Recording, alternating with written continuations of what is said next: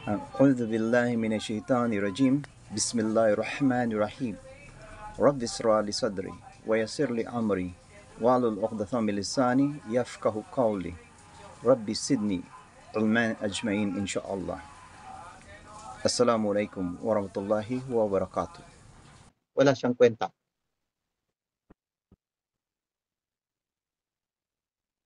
So, na-imagine nyo yun. Kung imagine nyo yun. Now, ano ang Islam?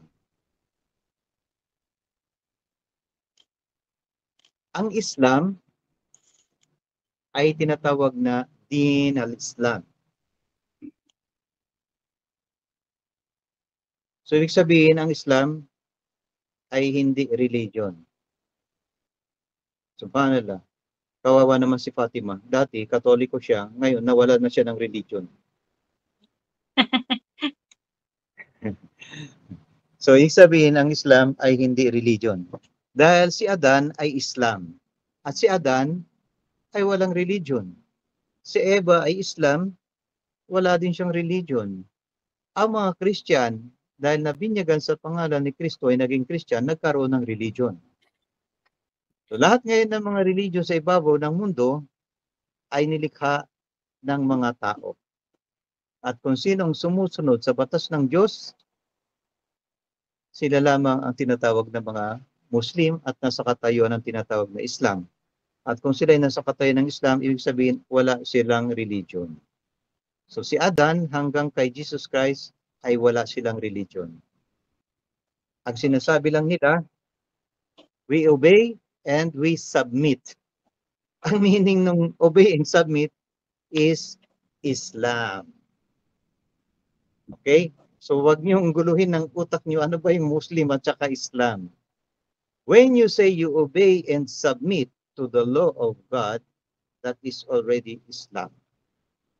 So at that time, sa panahon na hindi ka sumusunod sa batas ng Allah at sunod ng propeta, yun ang panahon na hindi ka Muslim at hindi ka Islam. Okay? So by definition, the core meaning of din is obedience, pagsunod, pagtalima. As a Quranic technical term, din refers to the way of life, system, sistema siya. Katulad ng katawan natin, merong nervous system, solar system, merong yung electricity is a system, yung refrigeration is a system. So kung hindi masusunod ang sistema ng mga yon, ay hindi ma-activate yung purpose. Kapag yung air condition ay ginawa siya para magkaroon ng cooling process at kailangan lagyan mo siya ng gas which is called freon, magpuproduce siya ng cooling sa system. Pero kapag nilagyan mo siya ng ibang fluid, it will not work. So, ibig sabihin, out of the system. Ano sinasabi ng mga Muslim? Kapag kayo gusto mong gumawa ng isang bagay, get organized. Get organized means you must have a system. So, ang solar system ay tinatawag mong solar system at may kanya-kanyang orbit ang bawat planeta. Kapag lumabas ng orbit ang bawat isang planeta, sasabog ang solar system. Hindi na siya nasa system. Out of system na siya. Kahit yung mga computer na ginagamit natin, ang computer natin ay mayroong configuration. At meron siyang configuration, meron din siyang mga tinatawag na tracks. No? At yun, kailangan nililinis. Meron siyang mga system na panglinis para doon. Meron siyang antivirus, meron siyang cleaning system, etc. etc. Meron siyang defrag, meron siyang scan disk. So kapag nawala ka sa system at hindi mo inayos yung pagpapatakbo mo o paggamit mo ng computer, magkaroon ka ng overload. So, sabihin, pag nag-overload ka na, wala ka ng system, masisira na lahat. Kaya, yung Islam is a system. Kapag hindi ka na sumunod sa sistema, sira na ang din. Ibig sabihin nun, hindi ka na Muslim. At kapag hindi ka na Muslim, hindi ka na nasa katayuan ng tinatawag na Islam. Ano ba ang meaning ng Islam? Ang Islam is derived from the roots Arabic word salima or salama, peace, purity, submission, and obedience. So yan ang meaning ng Islam. Peace, purity, submission, and obedience. Sa religious sense, Islam is submission to the will of God. Kapag ka hindi ka sumunod sa batas niya, ibig sabihin nun, wala kang Islam. So pag sinabi siya, magdasal ka ng 5 beses sa isang araw at nagdasal ka lamang ng 4 o 3, wala ka ng Islam. At ang isang tao na Muslim na hindi nagdarasal is never na naging Islam siya. Ang hindi nagdarasal na Muslim ay hindi Muslim. Kahit na ang pangalan pa niya ay Abdullah. Dahil ang Islam ay pagdarasal at pagpupuri, pagsunod. Dahil ang sabi ng Allah subhanahu wa ta'ala, وَمَا خَلَقْتُ الْجِنَّ وَالْإِنسَانَ إِلَّا لِيَعْبُدُونِ. Nilikha niya ang mga espiritu at ang mga tao para lamang sumamba sa Kanya. At ang pagsamba, direct is yung prayer. Kapag walang sala, walang Islam. So, kailangan ma-perfect natin ang pagdarasal at hindi natin dapat iniiwanan ang pagdarasal.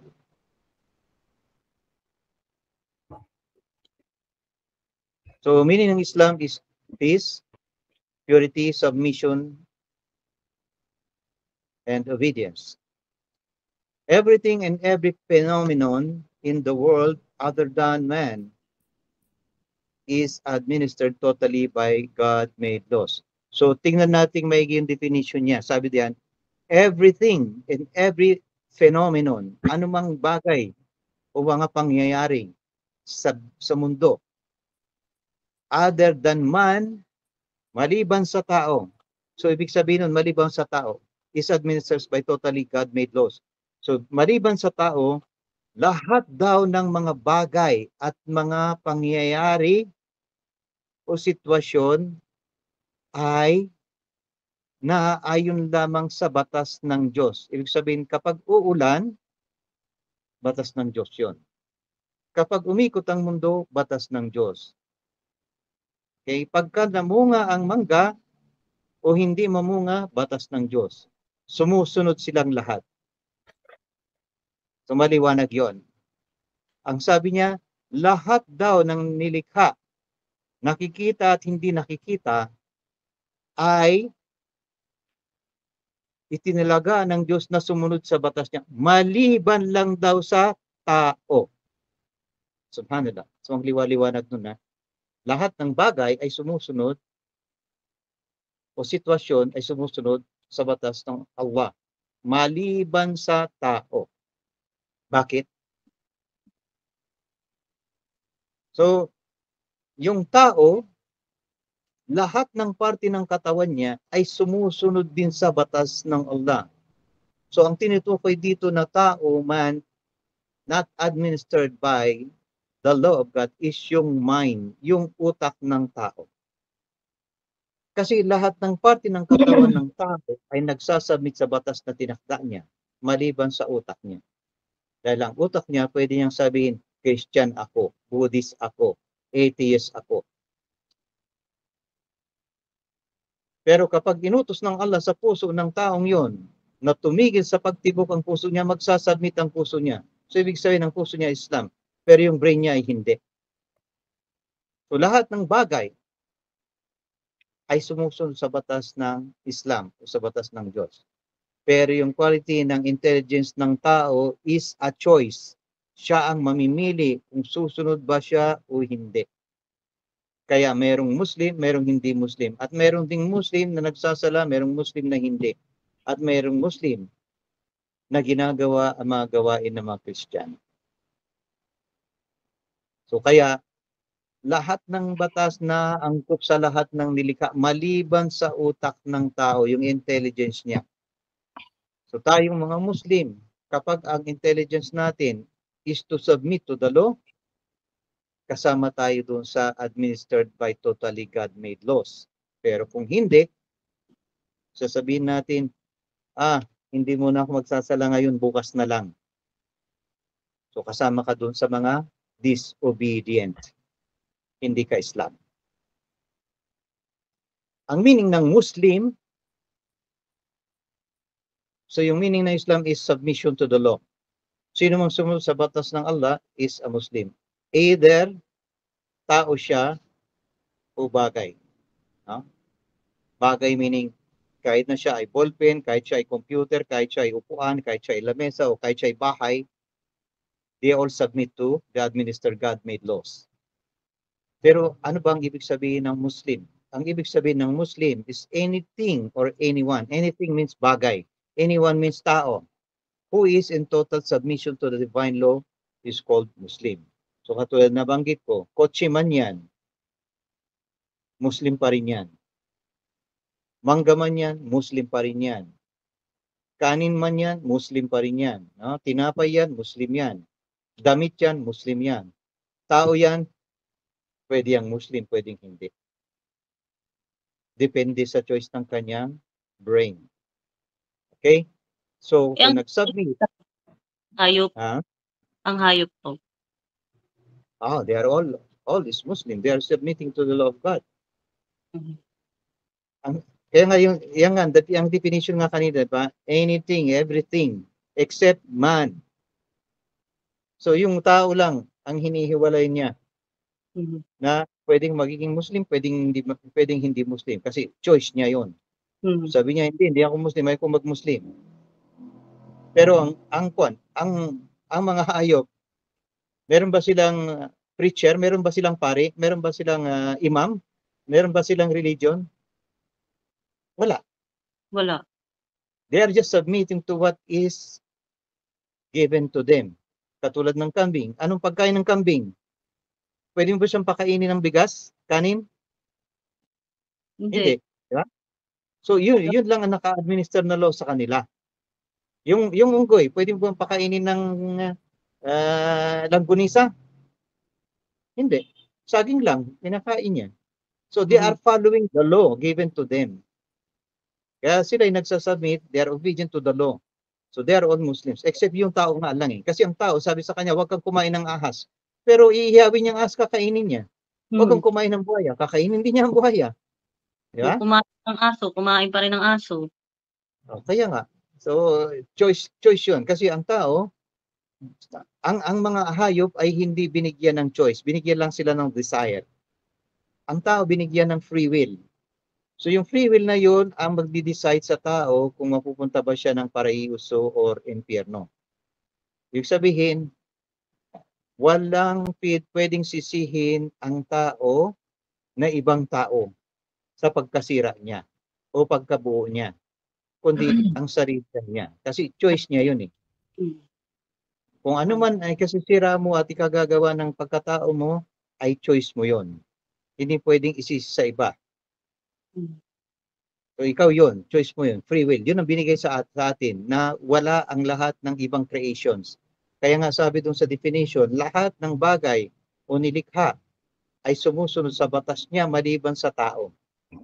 Kasi ang tao may free will. Ang anghel walang free will eh. So ang tao lang ang may free will. Kaya tayo ang magdi-decide kung ano ang tatahakin natin. Bakit niya ginawa yun na ustad? Ang tao gawin niyang free will. Kasi ang sabi ng Allah, laqad khalaqnal insana fi ahsani taqwim. Lahat daw ng nilikha niya, ang pinakamagandang nilikha niya ay ang tao. Pero mo ang tao, ang sabi niya kumain ka at uminom ka. O anong ginawa ng tao? Gumawa siya ng almusal, tanghalian, hapunan. Gumawa siya ng almusal, pwede siyang gumawa ng kape, pwede siyang gumawa ng tsaa, maggatas, kung ano man ang gusto niyang gawin. Choice niya. Tanghalian, kain siya ng biryani, kain siya adobo, kain siya ng tuyo, whatever, kung anong gusto ng taste niya. Yun ang free will niya. Eh yung bang kambing, pwede mo bang pag-choices ng isda at saka damo? Hindi po. Kasi yun na yung sistema niya. Yun, correct. Kasi nilikha siya ng Allah sa sistema niyang yon na ang pwede lang niyang i-digest ay yung ganong bagay. Ang manok, pakainin mo yan. Kahit bato kakainin niya. At ang bato kayang tunawin ng kanyang panunaw. Subhanallah. Tingnan mo yun. Subhanallah. Mhm. Ang galing. Katulad yung lamok. Ang liit-liit ng lamok, di ba? Nakikita mo ba siya? Hindi mo siya gano'ng makita. Pero ikaw, kitang-kita ka niya. Mhm. Kahit nakatalikod siya, kita ka niya. Bakit? 100 ang mata niya eh. Sa liit niyang yun, 100 ang mata niya. Mhm. At yung dulo ng kanyang nguso, yung matulis, sa liit ng nguso niya, kaya niyang butasin yung balat mo ng ganong kabilis kasi mayroong 47 sharp blades yung kanyang nguso para butasin yung pan mo, yung skin mo. Kaya andali. Kaya pagka nadapuan nila, namamaga. Kasi 47 yung blade niya para butasin yun at masak niya yung dugo. Pagkatapos pagpapaluin mo siya, bago ka pa umabot sa kanya, nakalipad na. Kasi nakikita ka niya. Subhanallah. Mhm. So tingnan mo ang mga bagay. Lahat ng creation ng Allah Subhanahu wa Ta'ala, binigyan niya niyang sariling mechanism to defend itself. Tulad yung pusit, tignan mo. Kapag nahuli mo yung pusit, magbubugas siya ng itim. Hindi mo na siya makikita. Mhm. So, wag mong isipin na one is above the other. Yun ay one above the other in terms of interdependence, coexistence. Katulad yung halaman at yung tao. Ang tao, kumakain, umiinom, nag-exhale. Anong nilalabas natin? Carbon dioxide. Yung puno, kinukuha nila yung carbon dioxide. Doon sila humihinga. At ang nilalabas nila yung oxygen. Yun naman ang kinukuha natin. So ano nangyayari kung bakit nagkakaroon ng problema sa mundo? Pinuputol nila yung mga puno. Nagkakaroon tuloy ng baha. Umiinit, nababawasan yung oxygen, nababawasan yung hangin. So who is punishing the earth? Tayo. Tayong mga tao. Kasi we never learn. Akala natin magagaling tayo. So kung sa palagay mo lahat ay sumusunod sa batas ng Allah, na kapag nagtanim ka ng puno, at kung sinong sisilong doon ay magkakaroon ka ng gantimpala.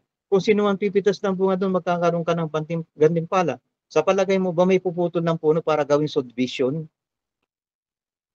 Para gawing area ng factory or recreation center or whatsoever para lang kumita sila? The damage is more than the benefit. Kasi ang magbe-benefit lang doon is yung owner. Hindi mo naman sasabihin nagbe-benefit yung mga nagpupunta sa mga recreation center kasi mag-i-enjoy lang sila doon for the time being.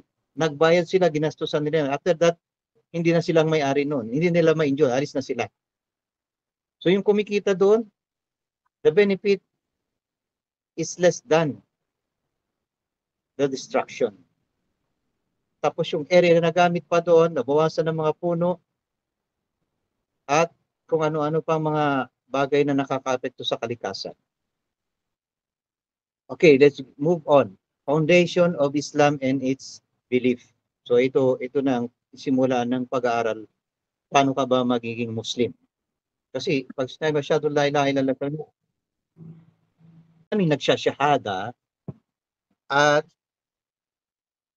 ang mga lalaki nagsusuot ng tupi, nagsusuot ng kandura, mashallah. Ay Muslim na siya. At ang mga babae magsusuot ng abaya, magsusuot ng hijab, ay Muslim na siya. Mashallah. 2 taon ng Muslim. Sister, brother, Al-Fatiha nga. Ay, hindi ko pa alam eh. 2 taon. Al-Fatiha, hindi mo pa alam. Ay, hindi ka pala Muslim. So, ano nga sabi? Ang Muslim, kung hindi nagdarasal, never siyang naging Muslim. So, very clear yun. Sa fasting, Okay. Ustad. Ang fasting ay nagsisimula sa sala. Natatapos sa sala. Kaya kung walang sala, walang fasting. Ginutom mo lang ang sarili mo. Okay? Now, paano natin maintindihan yon? Paano ba tayo magiging Muslim? Dito tayo magsisimula. Foundation of Islam and its belief. Ano ba ang foundation ng Islam? Meron tayong tinatawag na 5 pillars of Islam. So mayroong 5 haligi. Kung ang lamesa ay merong 4 na paa para tumayo, pag tinanggal mong isa ay matutumba, ang Islam ay katulad din ng lamesa. Katulad din siya ng bahay. Kung walang pundasyon, babagsak siya. At 5 ang haligi ng Islam. Ngunit, hindi siya natatapos doon. Kailangan mong pasukin yung pangalawa. Ang tinatawag na Articles of Faith. So meron tayong tinatawag na Bunya Islam wala Kams. Ibig sabihin, merong 5 arkan ang Islam at merong 6 na arkanul iman. Iman means faith. Okay, arkan is yung articles or foundation. So yung dalawang to, kung titignan natin, no? Napakasimple lang naman yun. 5 lang yan at saka 6. Subhanallah, 5 lang at saka 6.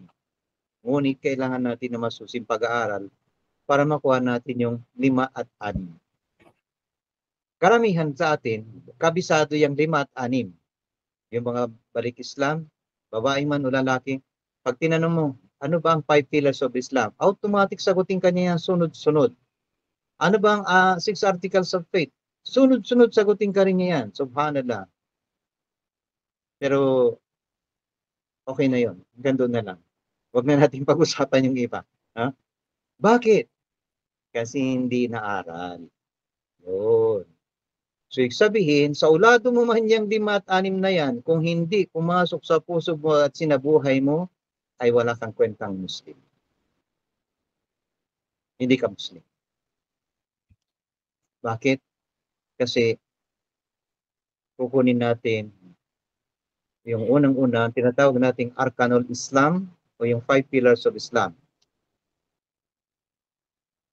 Ang 5 pillars of Islam, ito yung pinaka-framework, kabuuan ng pagkaka-Muslim mo, pagkakapasok mo sa Islam. Unang-una, yung tinatawag na shahada.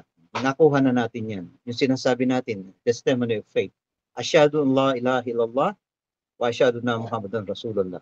Napakasimple. Mabanggit mo lang yan, Muslim ka na. Allahu Akbar. Yun pala yun. Nabanggit mo yun, Muslim ka na. Pero, ang nakuha mo lang doon ay yung susi sa pagpasok sa paraiso. At susi iyon para mabuksan mo ang pagpasok sa paraiso. Ngunit ano yung pangbukas mo?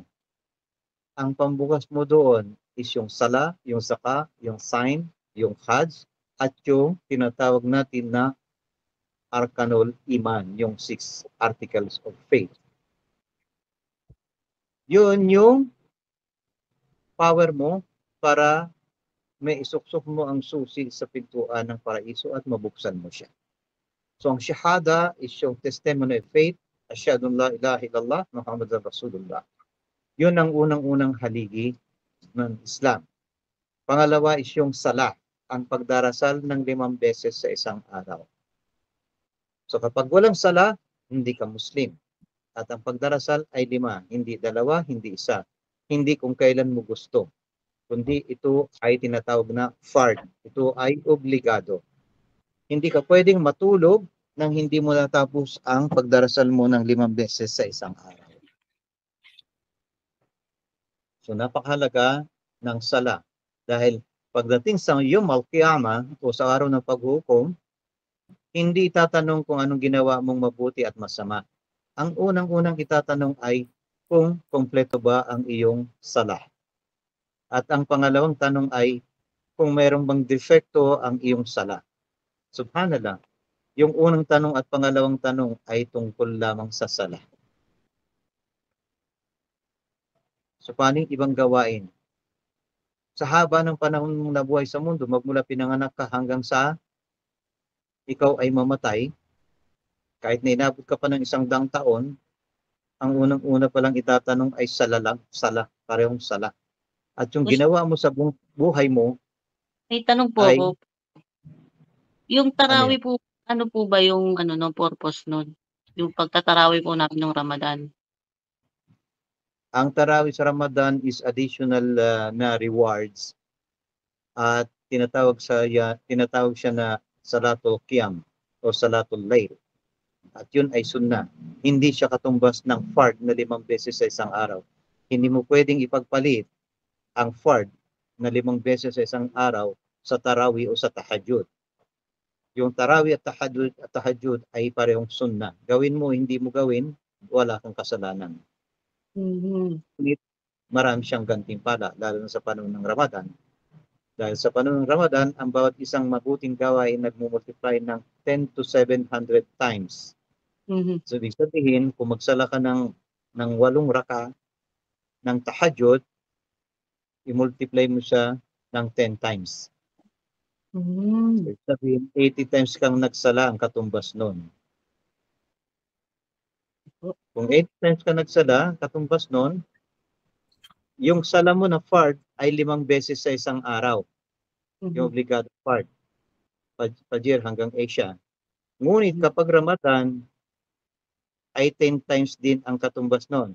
Pero ang isang sala mo na fard, yung Fajr, ay 10 times na kaagad yun. So, ibig sabihin, meron ka ng 50 kaagad na dasal sa Ramadan. Kahit na regular days, may 50 times kang dasal sa fard. Ngayon, kung Opo. Ramadan, yung 50 times na yun, i-multiply mo pa yun ng 10 times. Mhm. Ibig sabihin mo, ang fard mo is 500 times. Oh, mashallah. So, kapag nagtahajjud ka pa, tsaka Salatul Wait. Tarawih, Mhm. ay mas marami ang nabubuo mo na magantimpala at saka mas lumalapit ka sa pagpasok mo sa paraiso. Gantimpala po yun para sa sala po nun. Tapos iba pa yun sa fasting. Iba rin yung fasting. Bawat isang gawaing mabuti may katumbas na gantimpala. Bawat isang gawaing masama may katumbas na kaparusahan. Ngunit sa bawat gawaing mabuti ay nag-multiply ito ng 10 times to 700 times. Pero ang gawaing masama ay nire-record lang siya as one bad deed. Hindi siya nagmumultiply. Nagmumultiply lamang siya kung naituro mo siya sa iba. Halimbawa, sinabi mo na, okay lang yung magsala ka kahit hindi ka na magwudo. Ang importante doon, nakipag-usap kay Allah. So ngayon, may nakinig sa'yo, 5. Nagdadasal sila ngayon, hindi sila nagwudo. Tapos naituro nila sa another 5. Tigli 5 sila. So yung 5 times 5, tigpa 5 sila, 25 yun. Plus silang 5, 30 yun. So ibig sabihin nun, sa tinuro mong bad deed na yun, meron ka agad 30 bad deeds. Nakaw mo? Opo. Tatlong po yun. Pero tigi-isa lang ang multiplication nun. Kaya lang kapag dumami sila, ang mahirap doon sa isa, yung power of duplication. Mhm. Yung na-spread power mo of yung duplication? mali na information. Paano ang power of duplication? Tinuruan mo yung isa ng masama, na ituro niya sa dalawa. Ngayon, dalawa na silang gumagawa. May kaibigan sila na tigda-2. Naituro nila sa dalawang kaibigan niya, naituro sa dalawang kaibigan niya. Di 4 na yung naturuan. Plus sila, 6. So, naturuan uli na ng tigda-2 yun. Sa tigda-2 lang ha. So, yung 6 na yun, kapag nagturo pa sila ng 6 uli, 12 na yun. Ano susunod sa 12? 24. Ano susunod 24? 48. So yung power of duplication, yun ang mahirap. Kaya hindi ka pwede magkamali sa tinuturo mo. Kailangan meron kang dalil. Ibig sabihin, meron kang proof na yung tinuturo mo ay yun ang tama. So dapat, kung ano yung inaaral natin, ay dapat nakatutok ka. Kung ano yung narinig mo, dapat yun ang sundin mo. At kung mayroong mali, dapat tanong mo kung bakit. Parang sa ganun, ma-analyze siya kung tama ba siya o mali. And ang mga tao hindi perfecto. Ibig sabihin, Okay, Ustad, mas malaki palang kasalanan ng hindi ka nagsala sa nag-spread ka ng maling katuruan. Ang sala, obligado. Ang pagka-spread mo ng maling katuruan, pwede mo siyang i-correct. Pero yung pagsala mo ng obligado, kapag sinabi kasing obligado, hindi mo pwedeng iwan. Ngayon, yung pagtuturo mo ng hindi tama, pwede mong iwan. Pag Mhm. iniwan mo, mas maganda, mas makakabuti. Pero yung sala, kapag iniwan mo, mas makakasama. Yan ang Mas pagkakaiba niya. makakasama. Oo, mas makakasama. Okay, so May tanong pa ako. ang pangatlo dito, ano yan? Ano, totoo po ba 'pag nag-umrah ka, yung mga lahat ng salam mo ma-e-erase na po? Lahat Nang hindi ng ka nagsala, na hindi ka po nakapagsala ng 9 months, tapos nag-umrah ka, Ha? mababayaran po yung pang-umrah? ang sa umrah, ang sinasabi kapag ikaw ay nag-umrah, ang mga kasalanan mo ng nakaraang taon at susunod na taon ay patatawarin. Patatawarin, okay? Ang pagpapatawad ay mayroong kondisyon. Kung ito Mhm. man ay pinatawad, alhamdulillah. Ngunit, kung pagkatapos mag-umrah at ginawa mo uli yung dating ginagawa mo na hindi ka nagsasala, hindi yun pinatawad. Hmm. Ang pinapatawad ay yung hiningi mo ng tawad with sincerity. Tapos hindi mo na ulit ginawa. Nako mo? Ganito. Mhm. Halimbawa, magkasama tayo sa bahay. Pagkatapos nagluto Opo. ako ng tanghalian ko. Mhm. Pagkaluto ko, nilagay ko sa lamesa at naligo ako. Dumating ka, gutom na gutom ka, nakita mo yung pagkain, kinain mo. Naubos mo, walang natira. Tapos paglabas Mhm. ko sa banyo, sabi mo, ay, Brad, sorry kasi gutom na gutom ako, hindi na ako makapagluto, ito ganyan. Okay lang. The next day, ginawa mo uli. The next day, ginawa mo uli. Hingi ka naman ng Mhm. hingi ng sorry. 2 buwan mo Mhm. nang ginagawa, patatawarin ka pa ba? Mhm. Hindi na. Baka ibalibag sa yung kaldero, di ba? So, ibig sabihin, kung ikaw ay humingi ng tawad sa kasalanan mo, ang sabi ng Allah subhanahu wa ta'ala, ang aking alipin, humingi siya ng tawad. Ito ay hadith qudsi. Hadith Mhm. qudsi, ibig sabihin ng Allah mismo ang nagsabi. Ang alipin ko ay humingi ng tawad at pinatawad ko siya. At nagkasala siya, humingi uli siya ng tawad at pinatawad ko. At nagkasala uli siya at humingi ng tawad, pinatawad ko. At ang sabi ng Allah, sige, gawin mo lahat ng gusto mong gawin, humingi kang tawad, patatawarin kita, hindi ako magsasawa. Subalit, ang hiningi mo ng tawad, hindi mo na ginawa. Nakagawa ka ng ibang kasalanan, hiningi mo ng tawad. Iba na naman nagawa mo, hiningi mo ng tawad. So lahat yun, pinatawad yun. Pero kung hiningi mo ng tawad, ay iisang gawain na kapag hingi mo ng tawad, gagawin mo ulit bukas, gagawin mo ulit bukas, gagawin mo ulit bukas, paano ka patatawarin? Walang sincerity, di ba? Kailangan merong sincerity. Hmm. Gano'n ka ba ka-sincere So, sa yung paghingi mo ng pag-uumrah tawad? niyang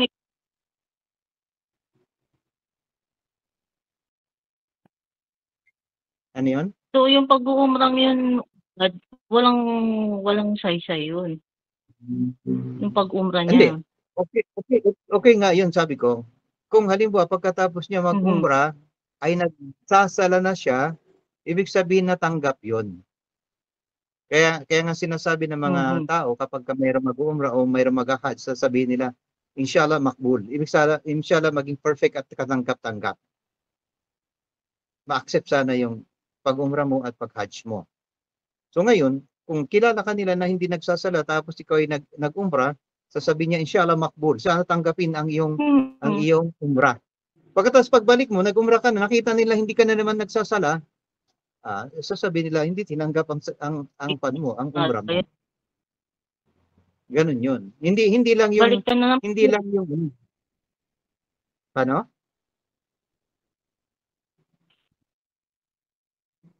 Ano 'yan, ano 'yan? balik na naman siya uli. Niloloko niya sarili niya. Niloloko yung sarili Sabi niya. ko, Hindi, kaya ako di nakapagtanong ba, sa inyo, Ustad, kasi gusto ko talaga malaman yung katotohanan. Kasi di sabi ba nga nabanggit niya, ko pag kanina, nag-umrah raw siya, mm, paano kung hindi na siya pinahintulutan makapag-umrah at mamatay na siya? So hindi siya nagsala. Yun ang unang itatanong. Di ba ang sabi ko nga kanina, mm, ang Muslim ay Muslim lamang kung nagsasala. At kung hindi siya nagsasala, never siyang naging Muslim. Kahit sinong ulama ang tanungin mo dyan. Meron bang Muslim na hindi nagsasala? opo.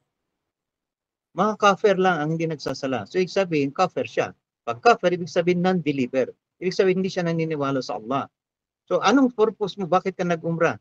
Naniniwala ka ba kay Allah? Hindi ka naman nagsasala eh. So, useless. Ngayon, kung ang niyat niya, pagka-umrah niya, Mm. babaguhin niya ng lahat, magsasala na siya tuloy-tuloy, ayun, tanggap yun. Patatawarin yun at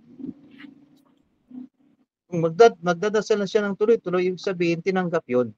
Tinanggap ang umrah niya at pinatawad yung kasalanan niya. Kasi nagkaroon siya ng hidayah. Ang Allah nagbigay ng hidayah.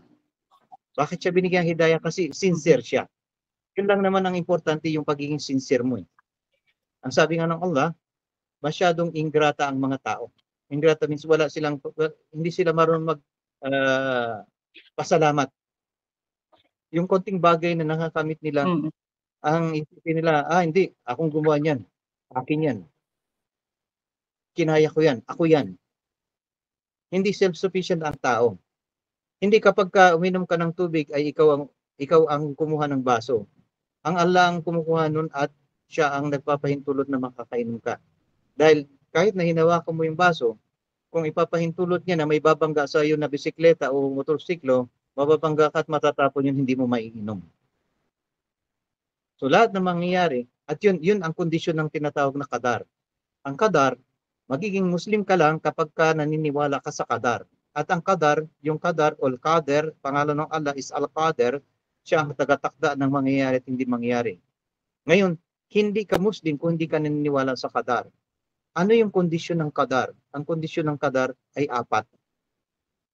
Una, maniwala ka na ang Allah ang lumikha ng mangyayari at hindi mangyayari. So, ibig sabihin, hindi lang yung nangyari. Pati yung hindi nangyari ay qadar. Siya ang lumikha nun. Pangalawa, maniwala ka na ang Allah, inirecord niya ang mangyayaring nilikha niya at ang hindi na mangyayaring nilikha niya. So, siya ang naglikha, siya ang nag-record.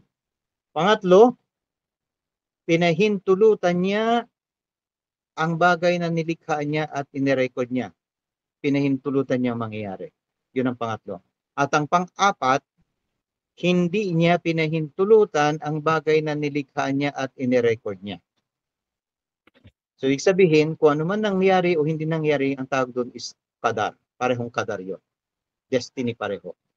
So, halimbawa, bigyan kita halimbawa, gusto mong mag-abroad at ikaw ay nakapag-abroad. So, ibig sabihin, qadar yun. Ngayon, gusto mong mag-abroad, nagkaroon ng aberya, hindi ka naka-abroad. Qadar din yun. Destiny mo yun na hindi ka maka-abroad. Okay? So, yung sala ay napakahalaga. At ito ay obligado. Ibig sabihin ng obligado, hindi mo pwedeng iwan. Kaya yung sinasabi mo na hindi siya nagsala, tapos mag-umrah siya at mabubura yun, tapos pagbalik niya ng umrah, hindi ulit siya nagsala, ibig sabihin, hindi tanggap, hindi nabura. Kasi obligado nga eh. Ibig sabihin, hindi mo pwedeng iwanan.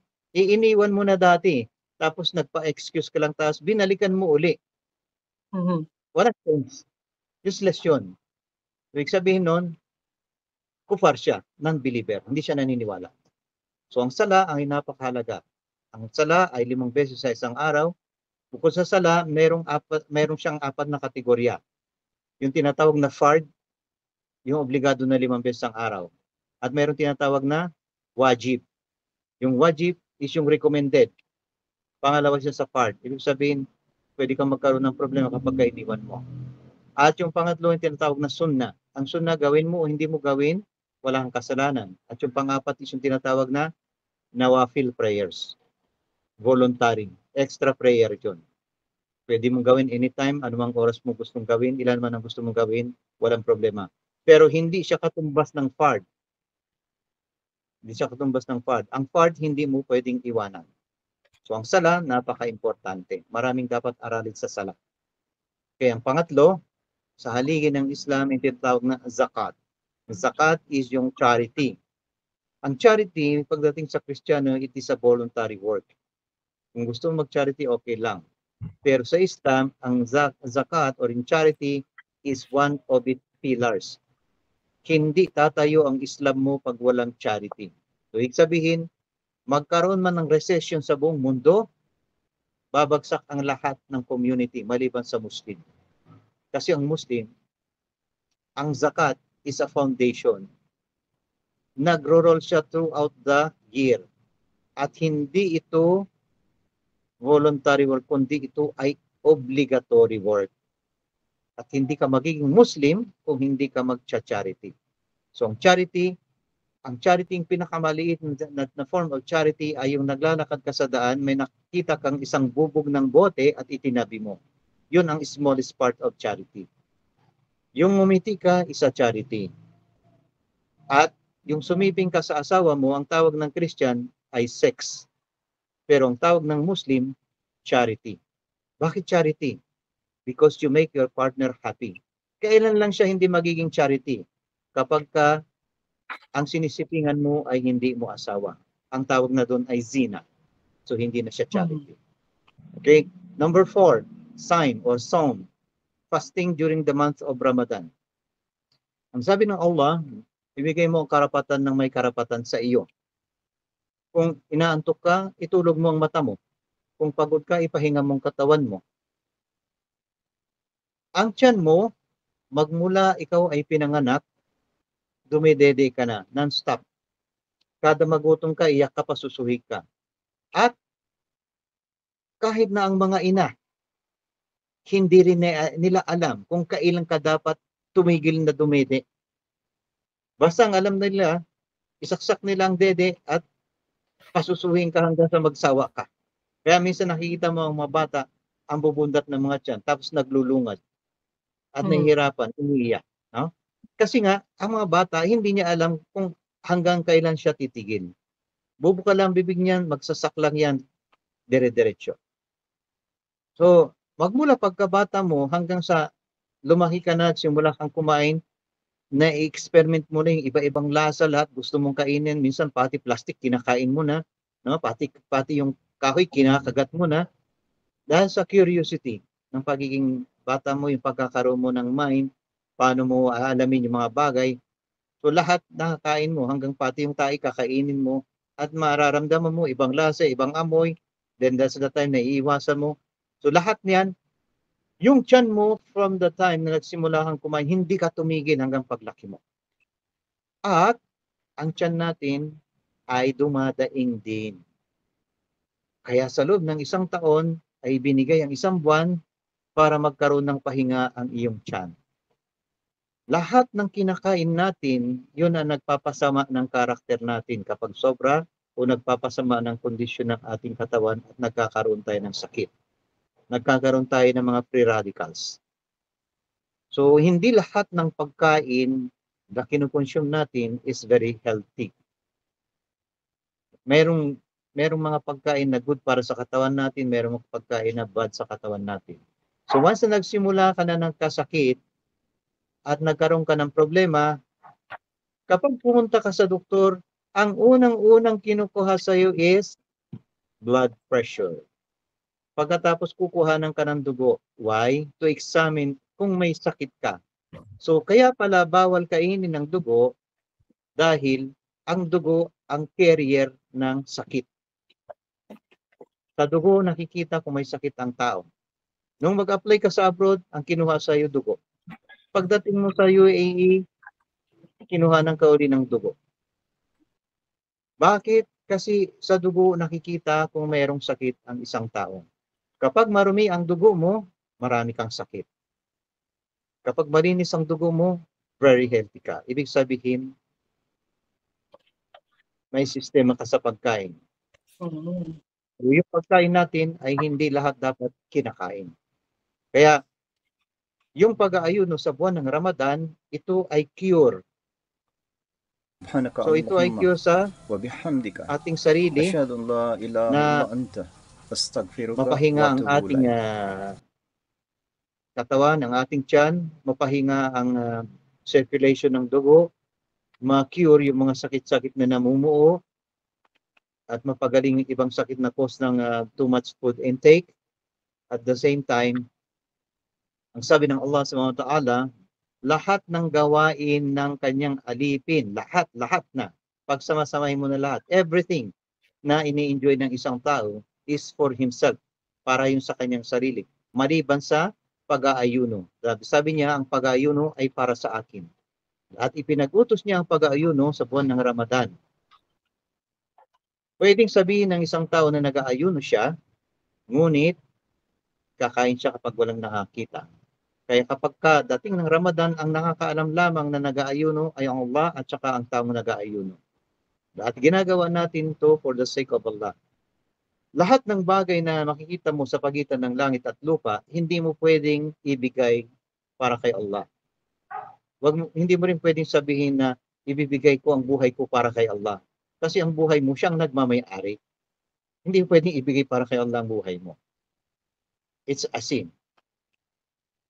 Ang bagay lamang na pwede mong ibigay kay Allah na hindi niya pag-aari ay yung pag-aayuno. Kasi kung ayaw mag-ayuno ng tao, hindi niya kayang pilitin. Hindi niya pwedeng pilitin at hindi niya gagawin na pilitin. Dahil yun ay free will, choice ng isang tao kung siya'y mag-ayuno o hindi. Kaya kung mahal mo ang Allah, ang pag-aayuno ang pinaka-the best na maibibigay mo. Hindi lamang sa panahon ng Ramadan, kundi mayroon pa tayong tinatawag na every Thursday at saka Monday na open ang paraiso. Kung talagang mahal mo ang Allah subhanahu wa ta'ala, yun lang ang pwede mong ibigay na hindi niya pag-aari na manggagaling sa iyo. Kapag mayroon tayong mahal sa ating mga buhay, binibigay natin yung pinakamahalaga at pinakagusto nila. At hindi tayo mag-aanlangan na ibigay. So, kay Allah, wala tayong pwedeng ibigay kasi lahat pag-aari niya, kahit buhay mo pag-aari niya. Pero yung pag-aayuno, ay pinag-utos niya, pero kung ayaw mong ibigay, hindi niya makukuha sa iyo. Hindi ka niya pipilitin. Kaya kung mahal mong Allah, ang pag-aayuno, ito ang pinaka-iisang bagay lamang na kayang ibigay ng tao sa Allah na nanggagaling sa kanyang puso na walang pwedeng pumigil. At doon niya na ipapakita ang pagmamahal niya kay Allah subhanahu wa ta'ala. Hindi lamang kung Ramadan, kundi kung Huwebes at saka Lunes, o yung tinatawag natin na Yom Al-Bid, yung 3 white days. Tinatawag siyang 3 white days kasi sa araw ay maliwanag ang araw at sa gabi ay maliwanag ang buwan. Kaya all throughout the 24 hours is light, full of light. At 3 araw yung tumatagal. Yung 3 araw na full moon. So ang pag-aayuno ay very beneficial siya sa mga tao at tinuturo rin niya sa tao kung paano magkaroon ng patience. Kasi sa pag-aayuno, ang dalawang bagay na napakahalaga sa iyong pagkain at tubig ay nakontrol mo from morning to afternoon. Kung kaya mong kontrolin yun na bagay na nagpapahina sa iyong katawan, na kontrol mo siya, ay matututo ka na kontrolin ang iyong sarili at magkaroon ka ng patience. So yun ang pinaka-main purpose ng pag-aayuno. At the same time, naiintindihan natin kung anong pakiramdam ng taong nagugutom. It drives yung sa puso natin na mag-intend to give charity.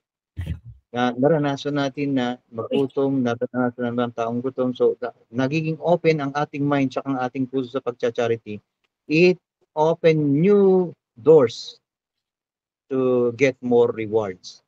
Kaya yung fasting ay napaka-laking bagay at every good deeds sa panahon ng Ramadan ay nagmumultiply. Lalo na kapag nakuha mo yung tinatawag na Laylatul Qadr, which is equivalent to 83 years and 4 months. Kung abutin ka lang ng 70 years, mayroon ka ng bonus na 13 years and 4 months na rewards. That is only for a year. Eh kung every year nakakuha ka ng 83, So, ibig sabihin kung sa loob ng 3 taon na nag-aayuno ka at na lagi mo inaabangan yung Lailatul Qadr, you get more than 200 na years, di ba? So, kaya yan ang inaabangan ng mga Muslim na may kaalaman tungkol sa mga bagay na yan. At napakahalaga na matutunan natin ang tungkol sa pag-aayuno sapagkat kaya sabi ko nga, ito lang ang hindi pag-aari ng Allah, ngunit yun ay para sa Kanya, hindi niya pag-aari. Kumbaga, inaabangan niya, inaasam niya yun.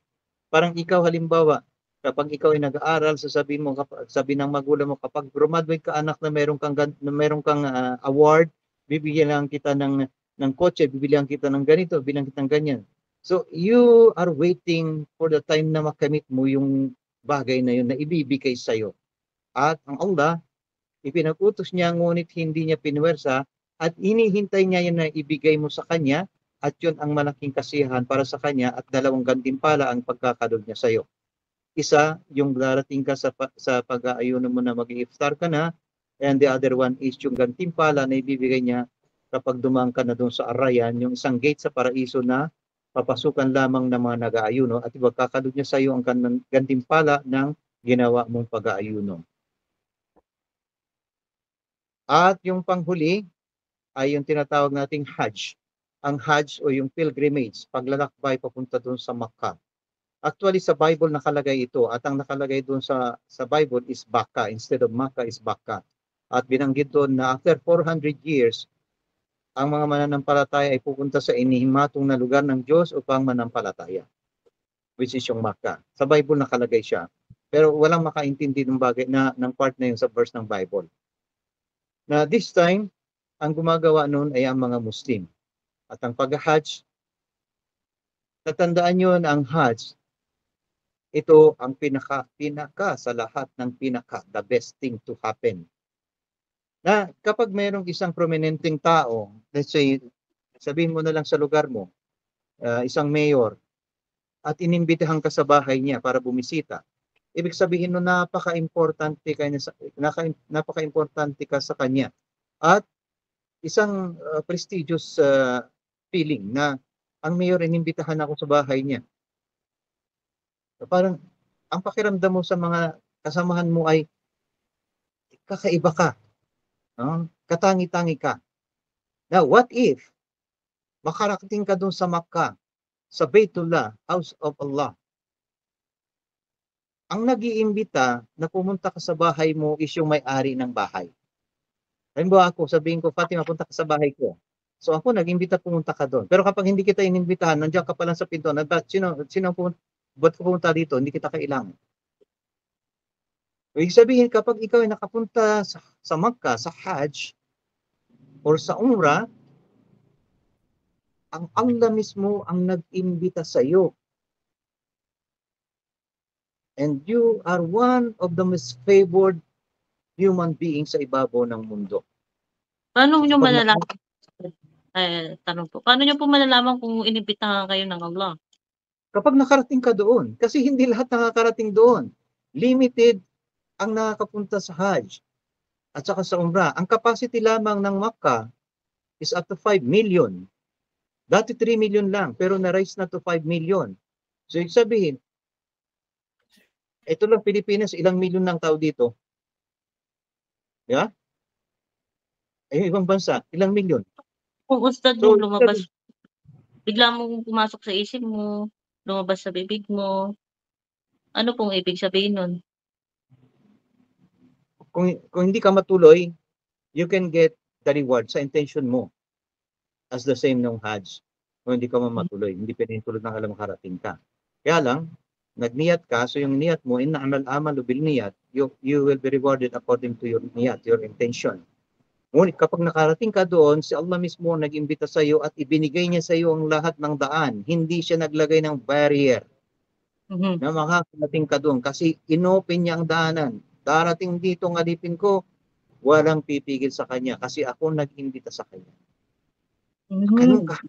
Kumbaga maging madali yung Maging madali sa iyo, walang kahirap-hirap. Although kahit na magkaroon ka ng hirap, It's Mhm. part of the process. Tinatanggal niya ang mga kasalanan mo in the process habang natitiis mo ang bagay na yun, rubdob ng puso mo na makarating doon na hindi ka pwedeng pigilin ng kahit na ano, matatanggal lahat ng kasalanan mo on the way pa lang because of the niyya. So kapag nakarating ka doon, subhanallah, no other na nag-imbita sa'yo except Allah Himself. Kaya mga nakakarating doon, subhanallah, they have the best thing happen in their life. So hindi ganun yung malalaman mo na yung katulad yan, yung tanong mo. No? Kasi wala pa tayo sa wala pa tayo doon sa explanation nito eh. May explanation pa itong 5 ito eh. Katulad yan, yung tanong mo, ano ba yung bang tahajjud? So pagka nalaman mo na yung tahajjud, ano ba nangyari? Paano ba nagsimula yung tahajjud? 8 ba talaga yun? O 4 lang? Bakit pag 4 may umaalis? Bakit merong 11? Bakit merong 21? So, yung mga rules niyan, pag nalaman mo na yung mga yon, pati yung tinatawag na itikaf, yung pag-stay sa masjid ng 10 days, o kung ano-ano pa. So, habang nalalaman mo yung mga yon, lumalawak ang kaalaman mo, mas lalong nawawalan ka ng interest sa mundo. Alam mo yung panahon na kapag nakakita ka ng ginto o diamante, parang wala na siyang kinang. Mhm.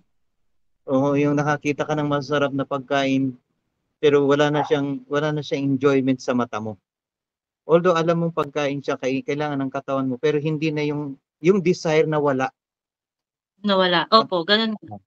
Kapag Yung nawala, tsaka pag yung sa dumating, pag nawala na yung desire mo sa mundo, sa dunya, yung dati ang gusto mo, halimbawa, gusto mong mag-abroad, kumita ng malaki. Pagkatapos, bumili ng kotse, bumili ng bahay. Lahat ng pangdunya, yung gusto mo maging masaya. Kapag naramdaman mo na yung wala na siyang kinang para sa iyo, yung naramdaman mo na, ano ba itong mga to? Para saan ba to? Magkaroon ka ng milyon, bukas makalawa, patay ka na. Anong bang use? Yung kapag dumating ka na doon sa mga pag-iisip na bagay na ganun na nawawala na ng kinang ang ginto sa iyo. Na ang paano tingin mo na sa mga tao ay lumiliit ng lumiliit. may tanong po ako Ustad, halimbawa gusto ko pong magnegosyo, pero ang purpose ko makatulong sa tao, magkatrabaho. Yun na yung mga ibang bagay na kwan. Yun na yung mga ibang bagay na part nun. Kasi Hmm. dati kasi ang ibang reason is personal. Ngayon Mm. kapag yung bagay na inisip mo niyan na ngayon na ganyan, gusto mong Mhm. magnegosyo, gusto mong magbigay ng trabaho, pumapasok ka na doon sa Articles of Islam, yung zakah. Mhm. Ibig sabihin, nagkakaroon ka ng aral, nag-iiba na yung niyat mo, yung intention mo nag-iiba na. Kasi Mhm. dati, maging intention mo, mag-business ako para kumita ako ng malaki. Lagi ko sa bangko, bili ko ng ganito, bili ko ng ganyan. Puro personal gain yun. No? Mhm. Personal desire. Pero once katulad yan, Opo. nag-aaral ka na, explain na natin tungkol sa zakat, sa charity, Mhm. nagkakaroon na ng ibang purpose yung intention mo. Nagiging fruitful na siya. Mhm. Parang, kumbaga, kung ikaw ay farmer, dati nagsasaka ka lang para makakaroon ka ng anihing palay, ititinda mo sa palengke para may kitain ka at may pagkain ka sa buong isang taon. Ang Mhm. magiging intention mo na magdadagdag ka ng mga puno para kung may dumaan dyan, ay pipitas sila ng prutas, kakainin nila, sisilong sila kapag naiinitan.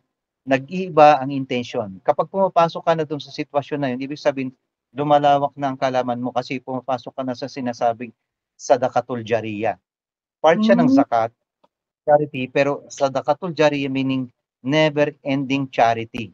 Ang gusto mo na ngayon, gumawa ka ng isang bagay na nakakutulong sa mga tao generation to generation nang hindi siya napuputol, dumadagdag ang gantimpala sa iyo as a good deed. So Hmm. doon na po, hindi na siya nagiging personal. Kaya Opo. kapag ka nalalaman siya, palalim ng palalim ang kaalaman mo, palawak ng palawak, na-overwhelm ka, parang yung alam mo yung niyakap mo yung Islam, pagkatapos niyakap ka ng Islam, hindi ka na makalabas. Ganun. So hindi ganun kasimple. Kaya katulad niyan, mayroong mga katulad ko, di ba? Na ang gawain ganito ay walang tigil. Hangga't mayroong makikinig, magsasalita. Hangga't mayroong gusto mag-aral, magtatanong, sasagutin. Mhm. At marami kaming gumagawa ng ganitong bagay. Ngunit marami rin na katulad ko at mga hindi ko katulad. Anong ibig ko sabihin? Kasi mayroong mga nagsasalita, nagtuturo, nagpapaliwanag, ngunit sila ay sumusweldo. Opo. Nagsusweldo sila at gumagawa sila ng mga activities para magkaroon sila ng mga gawain at magkaroon sila ng gantimpala o manatili sila sa trabaho. Pero ever since na nagsimula ako ng ganito, ay ako ang gumagastos. Pero I ustad, may spend tanong, ano pong yung ano na po yun, yung ustad na yun? Eh, kasi may pamilya siya, kailangan niyang pakainin. Tama yan. Ginagawa Katulad niya yan, yun. tama yan. Oo. Ngunit kasi ganito. Okay naman yung reason na yan. Mhm. Kasi maraming way, no? Maraming way. Kaya lang Mhm.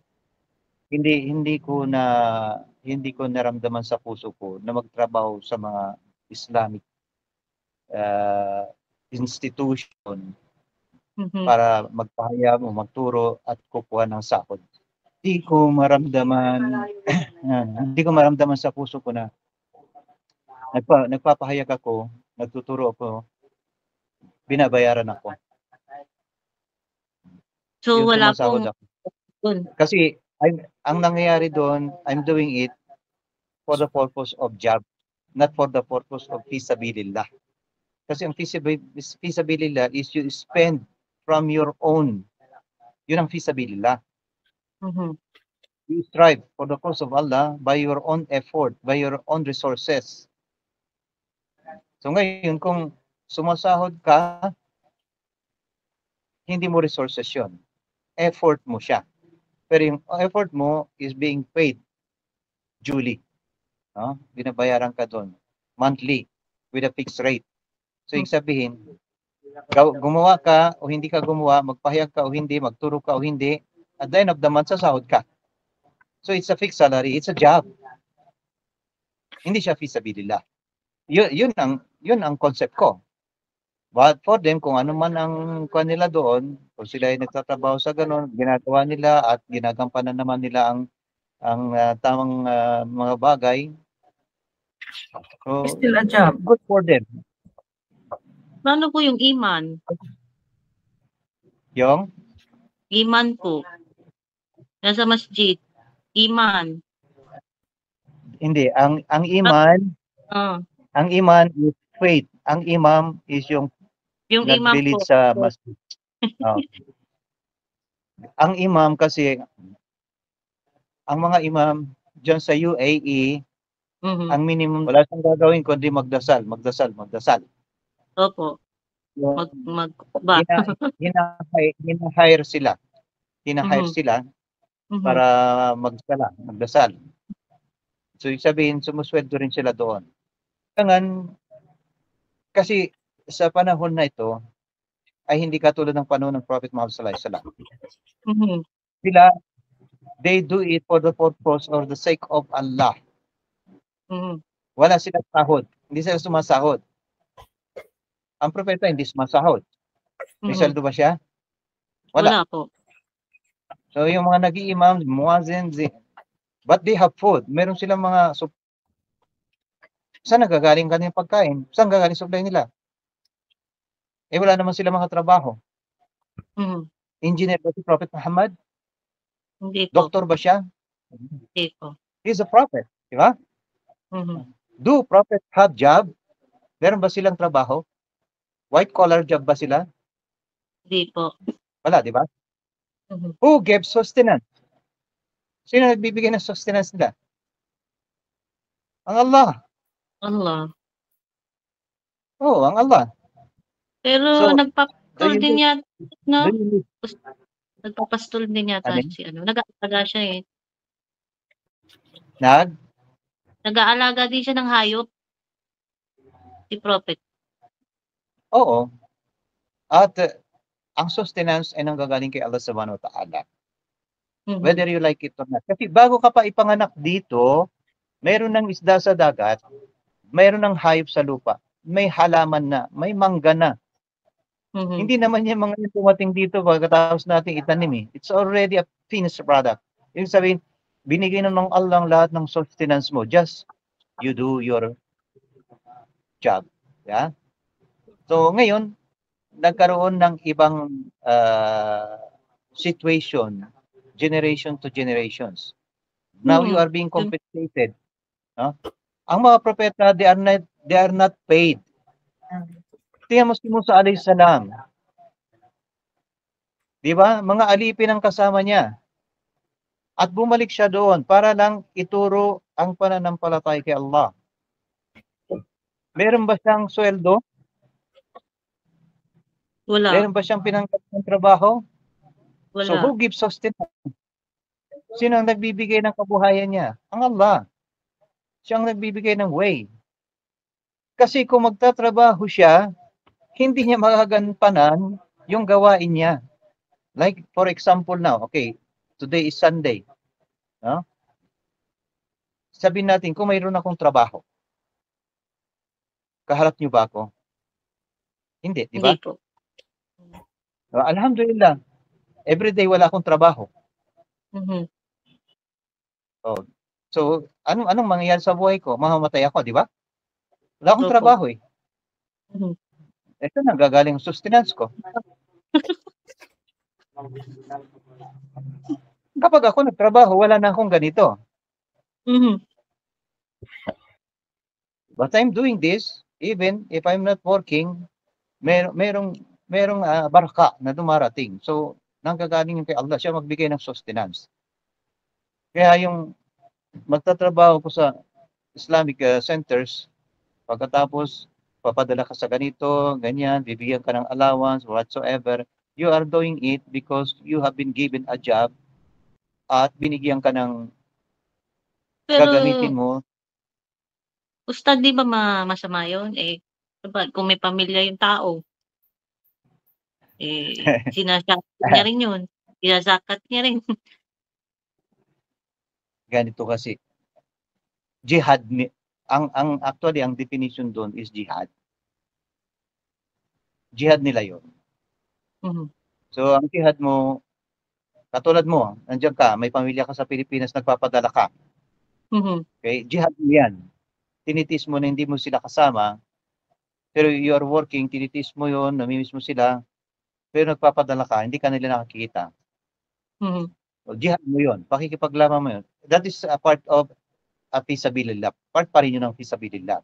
So ngayon, kung sila may mga nagtatrabaho sa mga Islamic centers, pagkatapos sinasahuran sila, pero utusan sila, gawin nyo to, gawin nyo yan, and sumusunod sila doon sa inuutos kasi meron silang pinaproject na maganda for the sake of those mga Muslim and non-Muslims, jihad din nila yon. So mayroon silang benefit doon, meron silang benefit. Hmm. Pareho naman may gawain na mabuti yon. Parehong mayroong gantimpala. Mhm. So wala naman akong kontra sa mga bagay niyan kasi kailangan din ng mga tao na Kailangan din nating mapaliwanagan tungkol sa Islam. No? mhm. Ngunit kung walang kikilos para magampanan yon, paano na? So mayroong mga may kakayahan na sumusuporta sa kanila at sila naman ang gagamitin para maipaabot sa mga tao ang mga bagay na gusto silang makamit. Tuloy natin. So yun yung 5 pillars ng Islam: Shahada, Salah, Zakat,